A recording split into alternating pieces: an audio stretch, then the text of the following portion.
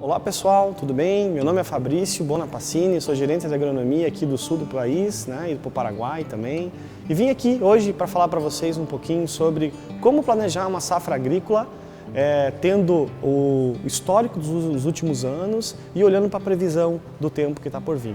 A gente sabe que tem uma tendência de ter um ano de laninha, e a gente tem que ter práticas que a gente possa minimizar esse risco dessa possível laninha que está por chegar.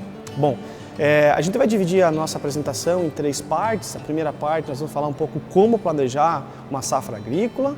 Depois a gente vai discorrer sobre 4 pontos, que é um ponto sobre pré-plantio, o outro ponto sobre plantio, o outro ponto também sobre coisas que podem estar interferindo no período vegetativo e depois no período reprodutivo.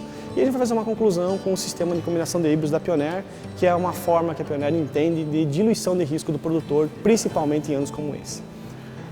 Então, eu vou falar um pouquinho agora sobre como planejar uma safra agrícola. A gente sabe que o planejamento é a chave, é o sucesso de toda atividade que a gente quer um desempenho melhor, Então, a gente tem alguns pontos muito importantes e como planejar uma safra agrícola, a gente precisa olhar para o histórico primeiro, ou seja, como que foi o meu desempenho dos meus híbridos em anos anteriores, Isso eu tenho que ter anotado, tem que ter um banco de dados. Hoje a gente sabe que tem muitos produtores que têm isso muito bem feito e a gente precisa olhar para isso para tomar decisão. Nós não podemos tomar decisão olhando apenas no ano passado. Outro ponto, temos que confiar mais nos modelos matemáticos de previsão de tempo. Hoje os modelos, tem modelos de previsão de 4, de 6 meses, até que mostram tendências, mais modelos aí de 15 dias mostrando uma situação real. Isso para uma aplicação de uma ureia, para um período de colheita, de adiantar uma colheita ou não, é muito importante. Outro ponto bastante importante é saber qual que é o meu objetivo de produtividade.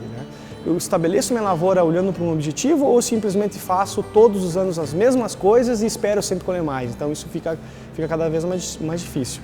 E principalmente no ano como esse, você esperar assim, qual que é a minha capacidade de plantio? Quantos hectares eu posso plantar num dia, realizar essa atividade num dia? Porque eu preciso estabelecer uma data de plantio que seja ideal, que não seja nem muito cedo para dar problemas com temperatura e nem muito tarde para que o meu milho não fique num período crítico de chuva. Bom, partindo agora um pouco sobre a lavoura em si no campo, Eu tenho um momento muito específico, um momento pré-plantio, onde, indiferente do ano, se o ano é mais frio ou menos frio, se eu tive mais geada ou menos geada, eu preciso continuar monitorando minha lavoura. Porque as pragas, elas têm mecanismos inteligentíssimos de sobrevivência. É certo que com a quantidade de geada que a gente está tendo, a tendência é a gente ter uma diminuição na população de pragas, porém não é certo falar que elas não vão vir depois no verão. Então é muito importante esse constante monitoramento. E para isso nós precisamos entender a lavoura de milho de uma forma desde a dessecação, desde a minha cultura anterior até a minha colheita. É muito importante eu fazer esse monitoramento 30, 40 dias antes do plantio, fazer a dessecação, se tiver insetos, lagartas e percevejos nessa cultura, eu fazer a dessecação usando o inseticida recomendado no Ministério da Agricultura. Depois disso, escolher minha semente livre com uma tecnologia contra as lagartas, eu fazer meu tratamento de semente para insetos sugadores e mastigadores e continuar monitorando essa lavoura. Aí beleza, chegou a parte do plantio. A parte mais importante, a parte que os agricultores mais gostam de estar mexendo. E nessa parte é muito importante eu programar a minha data de plantio. A minha temperatura do solo e temperatura do ambiente, ela tem que estar uma temperatura boa para que o milho consiga desenvolver. Porque se eu não conseguir desenvolver meu milho inicial, ele vai ficar muito tempo exposto a condições que não são ideais e com certeza eu vou ter perda de planta. E se eu tiver perda de planta, eu não vou ter a população ideal para cada milho que expresse a minha produtividade. Então são 2 coisas bastante importantes.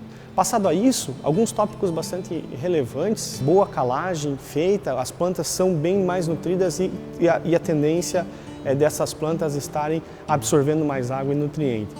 O gesso, por exemplo, também é outra tecnologia bastante importante. Vários trabalhos mostram uma correção do gesso em profundidade, onde o milho pode captar mais água e nutrientes. Isso é também uma coisa bastante importante. Também a adubação de nitrogênio e a relação nitrogênio com potássio é muito importante. Milho bem adubado e com relação de NK muito justa vai ser um milho que, por exemplo, pode quebrar menos colmo do que quando a relação de potássio estiver muito baixa. E a adubação de nitrogênio também é uma coisa bastante importante, porque Se eu deixar para fazer uma aplicação só, a minha tendência é que eu possa perder muito, ou por volatilização ou por lixiviação. Então, sempre que eu puder, eu tenho que parcelar mais. E a última aplicação do nitrogênio tem que ser o mais tarde possível na cultura do milho. Tá? Bom, feito isso, uma outra coisa bastante importante é a compactação do solo. Compactação do solo, o milho, a cultura do milho, ele extrai nutrientes, basicamente a camada de raiz do milho 40% dela fica ali nos primeiros 25 centímetros de profundidade do solo, porém os outros 60% vão até 1 metro. Então é muito importante eu estar trabalhando com essa descompactação do solo também para que o milho, numa condição de estresse, assim, ele consiga sugar ou consiga retirar todos os nutrientes do solo. Por fim, né, a escolha do milho também é muito importante, porque eu tenho híbridos hoje no mercado que tem basicamente o estresse na cultura do milho de seca são em 2 momentos muito importantes. Os 2 principais momentos, ou no florescimento, porque o milho pode simplesmente florescer ou não florescer, ou no enchimento de grão.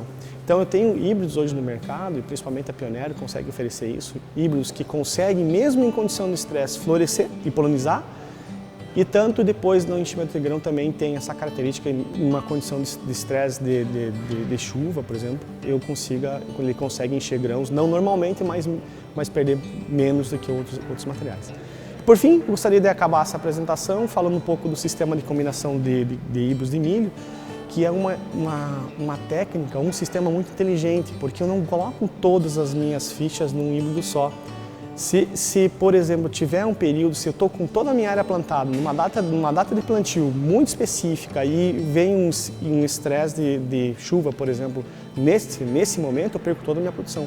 Agora, se eu consigo diluir com híbridos de ciclos diferentes, né, eu consigo ter, se vier um período crítico, por exemplo, de florescimento, eu estou diluindo o meu risco.